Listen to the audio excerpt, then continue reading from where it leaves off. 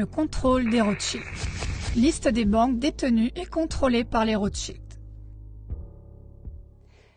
De plus en plus de gens commencent à comprendre que 99% de la population mondiale est contrôlée par une élite du pourcentage restant. Mais qui contrôle cette élite de 1%? S'agit-il d'une simple théorie de conspiration qui attribue ce rôle à la famille Rothschild? En effet, la famille Rothschild semble littéralement tout dominer, même l'élite du 1%. Examinons donc cette affirmation à la lumière de la liste suivante. Cette liste du moins devrait être irréfutable. Elle n'énumère que les banques détenues et contrôlées par les Rothschild. Attachez vos ceintures. C'est parti.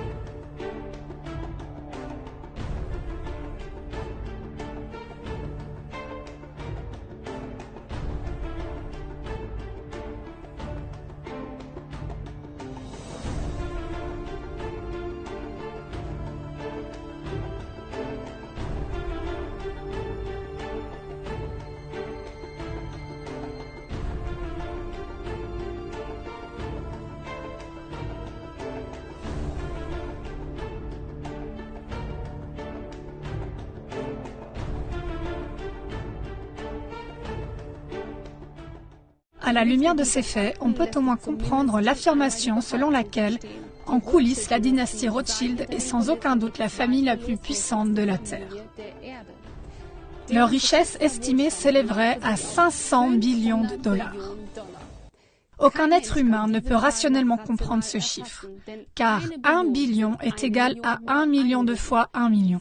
500 billions de dollars serait alors 500 millions de fois 1 million de dollars, donc un 5 avec 14 zéros. Bien évidemment, il est impossible de prouver de manière pertinente cette somme estimée. Avec des actifs de cette ampleur, ce patrimoine se comporte comme les bas-fonds de l'océan. Il est à la hausse et à la baisse à tout moment, dans des proportions incroyables.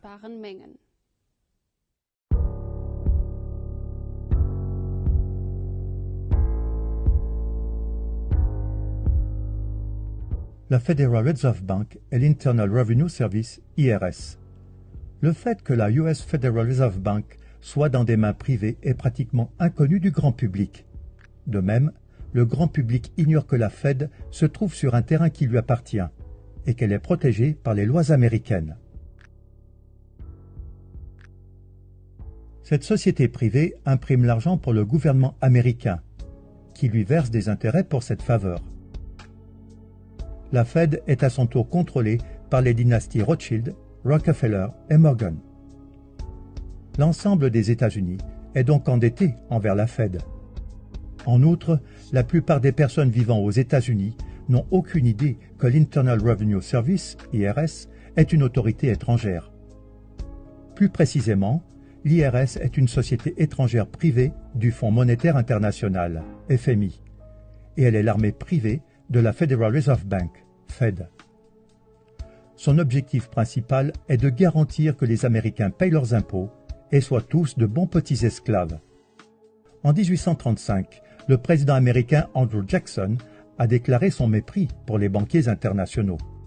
« Vous êtes une fosse pleine de serpents et de voleurs. J'ai décidé de vous exterminer. Par Dieu Tout-Puissant, je vais vous exterminer. » Si seulement les gens comprenaient l'injustice abominable de notre système monétaire et bancaire, nous aurions une révolution avant demain matin. Il s'en est suivi une tentative ratée d'attentat contre le président Jackson. Jackson avait dit à son vice-président, Martin Van Buren, « La banque, M. Van Buren, essaie de me tuer. » Ce sera le prélude d'une série d'intrigues qui marqueront la Maison-Blanche pendant encore des décennies. Les présidents américains Lincoln et John F. Kennedy ont tous deux été assassinés dans leur tentative de libérer le pays des banksters. Les mégabanques du monde. Il y a deux mégabanques qui offrent des prêts à tous les pays du monde. La Banque mondiale et le FMI. La première est détenue conjointement par les plus grandes familles de banquiers du monde, les Rothschild en tête, tandis que la seconde est entièrement détenue par les Rothschild.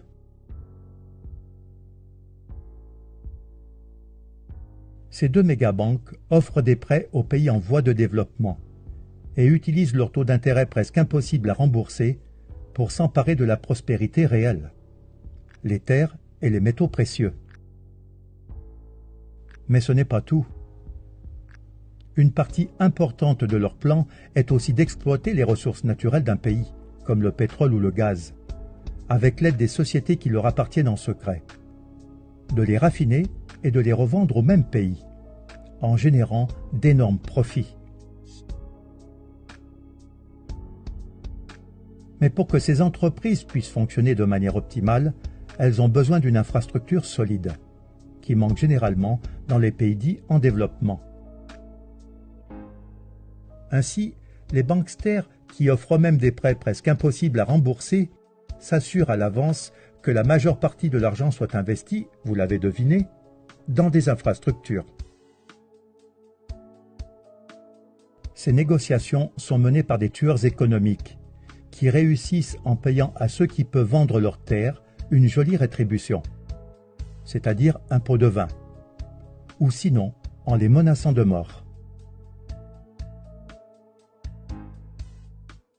Pour plus d'informations à ce sujet, on peut lire le livre Bekenntnisse eines Ökonomie-Hitman, en français Les aveux d'un tueur économique. L'une des banques qui contrôle tout, la Banque des règlements internationaux, BRI, dont le siège est à Bâle, est manifestement contrôlée par les Rothschild, et son surnom est la Tour de Bâle. Le vrai pouvoir des Rothschild va bien au-delà de l'empire bancaire. Si vous n'avez pas encore été étonné par la puissance des Rothschild, et vous l'êtes certainement, veuillez noter qu'ils sont derrière toutes les guerres depuis Napoléon. C'est le cas depuis qu'ils ont découvert à quel point il est rentable de financer les deux parties d'une guerre, et depuis lors, ils le font tout le temps.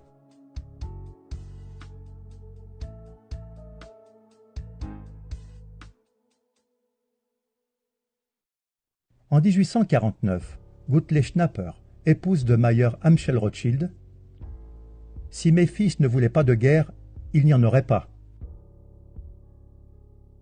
Le monde est donc en guerre parce que c'est très profitable pour les Rothschild et les banksters leur alliés parasites. Et tant que nous continuerons à utiliser leur argent, le monde ne vivra jamais en paix. Il est important de noter dans ce contexte qu'il s'agit d'une société secrète sectaire et non d'une conspiration juive, comme beaucoup le pensent et se laissent conduire à la discrimination raciale. Même si ces banksters se disent juifs, ils ne le sont pas. Car le vrai juif n'a pas le droit de revendiquer des intérêts, selon Genèse 25, verset 37. Tu ne lui donneras pas ton argent contre des intérêts, et tu ne lui donneras pas ta nourriture contre un supplément. Il est choquant pour beaucoup de découvrir que les États-Unis d'Amérique sont une société dominée par des étrangers. Son nom d'origine était Virginia Company et elle appartenait à la couronne britannique. Cependant, il ne faut pas confondre la couronne britannique avec la reine, qui n'a en grande partie que des pouvoirs cérémoniels. La couronne britannique a transféré la société au Vatican, qui lui a restitué les droits d'exploitation. Les présidents américains sont devenus directeurs généraux et leur rôle est de collecter des fonds pour la couronne britannique et le Vatican, qui perçoivent leur part des bénéfices chaque année. La couronne britannique gouverne secrètement le monde à partir d'un État indépendant et souverain de 2,9 km², connu sous le nom de City of London. Cette autre couronne est constituée d'un comité de 12 banques dirigées par la Banque d'Angleterre. Devinez qui contrôle la Banque d'Angleterre? Oui, exact, les Rothschild. En 1815, Nathan Mayer Rothschild fit la déclaration suivante. Je ne me préoccupe pas de savoir quelle marionnette est placée sur le trône d'Angleterre, le royaume où le soleil ne se couche jamais. L'homme qui contrôle la masse monétaire britannique contrôle l'Empire britannique. Et je contrôle la masse monétaire britannique.